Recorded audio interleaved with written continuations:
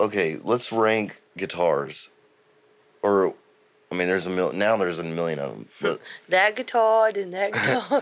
I gotta the one with the string. I like that one. So, okay, we got Les Paul. What's Stratocaster, Flying V, Explorer. Explorer's my favorite. I gotta go Strat, dude. I gotta go Strat. Of course, yeah. It's so sexy. What about the SG? I've never liked SGs. I don't like the way they sound. That's my initials. Okay, I love SGs. What is the one that looks like an Explorer but it has a little point on the bottom? It's like a mix between like a V Warlock Explorer. I don't know. That's what the guy was playing with Skinner he did a solo for Freebird on. It's like the Explorer, but like it's like more pointy in that like the one corner. I don't know. It's probably just an Explorer with points. Maybe. It's pretty sick. Yeah, in 1938, Leo Fender borrowed $600 and started a radio company. Nerd alert, nerd alert. That's cool. Dude, look at this picture of Daddy. Oh. Wow. Damn, he was a good looking dude too. Did you see the bass that ZZ Top guy was playing? No, we're talking about Steve Miller right now. I'm just saying. Just stay focused. Go take a Satterol. It's been a long day. It's been a long day. Ooh, Miller's been married 4 times. Wow. Whew, I can see why, dude. He's pretty safe. I mean, on the stage for an old man. He's a pretty good looking dude up there, and he had that little shirt, dude, and he just. Daddy. In one of the videos, I yelled that. And Steve Miller? Yeah. I said, Daddy. Oh, here's a good tidbit about Miller himself. In 2016, Miller was inducted to the Rock and Roll Hall of Fame.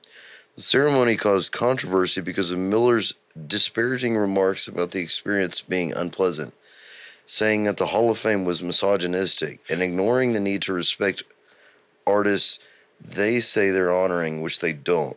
His speech that night only hinted at his anger, congenially thanking the Rock and Roll Hall of Fame for all of your hard work, but adding, I encourage you to keep expanding your vision to be more inclusive of women and to be more transparent of your dealings with the public, and most importantly, to do much more to provide music in schools. That's cool. Miller himself said that part of this angry behavior that evening was because the Hall vetoed his proposal to be inducted by Elton John, as he knows me and probably knows my music better than most. You're getting a phone call.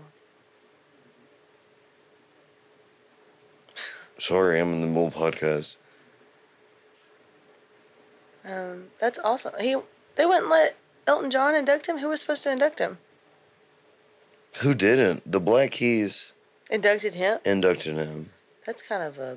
But they later said they regret it. Why would they get the Black Keys to it? Yeah. Elton should have done the that. Rock and Roll Hall of Fame is such a fucking scam. Yeah. Dolly got inducted.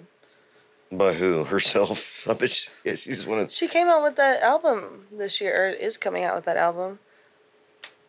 Like with all those all the rock gods. I'm trying to figure out what happened to the band. Like, I know there was a breakup.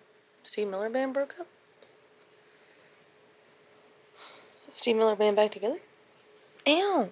No, like, they tried to sue him. Oh. Side questions. What do you think about Joe Bonamassa?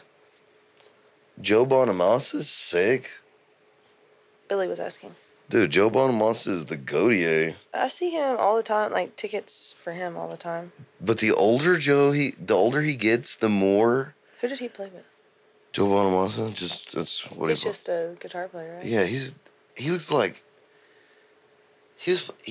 he got famous when he was like 13 because B.B.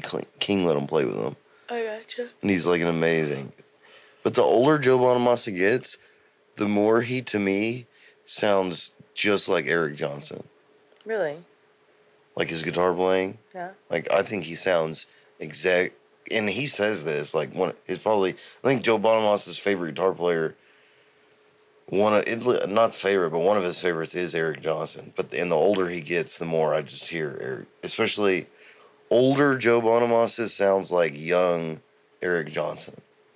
Because Eric Johnson now doesn't really sound like he did as much when he was a kid. You know, Cliffs It Over, the Guitar Hero song. Oh, yes. We talked about this the other day. Yeah, that one? Yeah. I want to play Guitar Hero. I'm thinking about just quitting all this music crap and just being a live stream Guitar Hero influencer. That'd be sick. I used to have the wireless one. Eric Johnson live is cool as fuck. All analog. That's awesome. Yeah, he's probably got one of my favorite guitar tones. Every time you say Eric Johnson, I think of Brian Johnson. Okay, here's a... Rocker Steve Miller was sued for backing out of buying a $6.7 million upstate New York home. Wow. Real world props. Legal documents obtained by the Daily Mail say that Steve Miller... Oh, gosh, I hit an ad. I didn't know Joe has been around that long. I first heard him about maybe 3 years ago or so. Dang. Yeah, there's actually an indie documentary on Joe Bonamassa that an indie film company did, I think, in New York.